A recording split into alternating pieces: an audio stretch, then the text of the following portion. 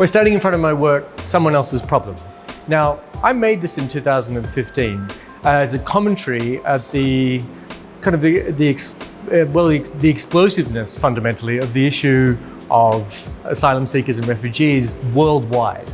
Now, in the years prior to that, I've been making a lot of work about my own experience, as in I'm a second-generation Australian. My mum and her family fled the authoritarian regime of Abdel Nasser in Egypt back in the late 60s. They came to Australia and we're always grateful for the welcome they received here. And under current refugee and asylum seeker policies, particularly the offshore detention, and we're talking Manus Island and Nauru, that kind of warm welcome that my family received to Australia is no longer possible, or doesn't have that lovely knock-on effect of reciprocation and gratitude, as well as service. This idea of being of service was very strong within my own family. And very grateful for the peace and prosperity that we enjoy. So I think one of the most responsible things we can do as Australian citizens is actually engage with our government and its policies and question them at all times. Being a political artist, one of the things to do, or one of the challenges really, and the things to do, things that I want to achieve at least, is to speak plain-spokenly to my audience, as in aesthetically, you understand where I'm coming from, the messaging is clear, and there is no confusion. When speaking of artwork generally, you want to leave a lot of poetry for your audience. You want to be able to the audience to bring their own preconceptions and notions to it and make a decision. If we might continue around, I might actually show you some other works upstairs.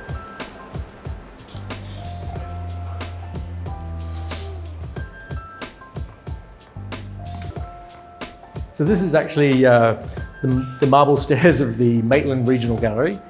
I believe all made from local stone. A beautiful record of the local minerals.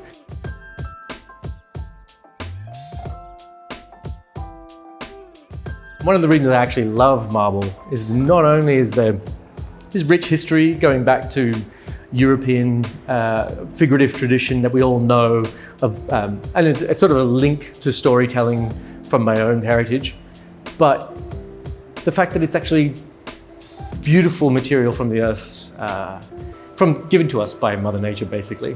Marble, in the scheme of things, is really benign.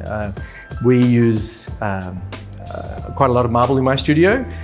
The dust goes to painters to use as a good paint ground. A lot of the rubble goes to different sculptors for casting.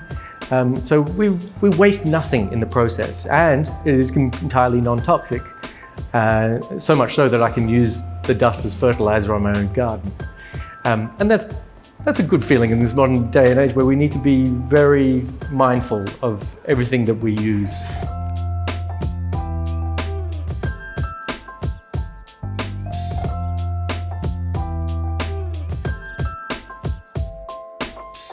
Just here on this wall, that represents different moments in my own career.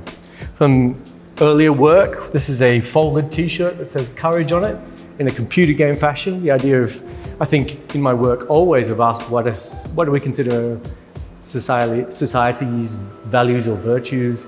How do we discuss those? From my own childhood, I know that one of the few places outside of a kind of setting of religion that was ever discussed was things like computer games, where it gamified the idea of courage, speed, fortitude, strength, that sort of stuff. This is from a 2012 show that I had in Hong Kong, and it was it's called Quartet. It's actually obviously more to do with surveillance. It's a regular security camera. I think at the time we're talking about finding a place within the world. In 2012, remember, we really had seen 10 years of knock-on effects post 9/11 and 9/11 politics across the world, which spoke to more intrusive personal privacy laws in the name of security, and a politics that really traded in fear to separate and divide us. Yeah, it's just a small insight into my practice and how I work. All I can say is that being an artist has been the absolute joy of my life. It's a lot of hard work, but it's also very satisfying.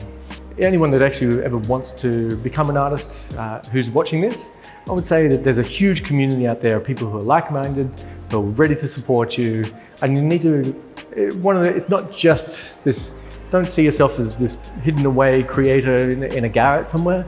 You're part of a community, and that is also really vital to the ongoing conversations of what art is and what it looks like and what is of value, but also to be challenged by your peers is one of the greatest things that can ever happen. Anyway, all by this way of saying thank you very much.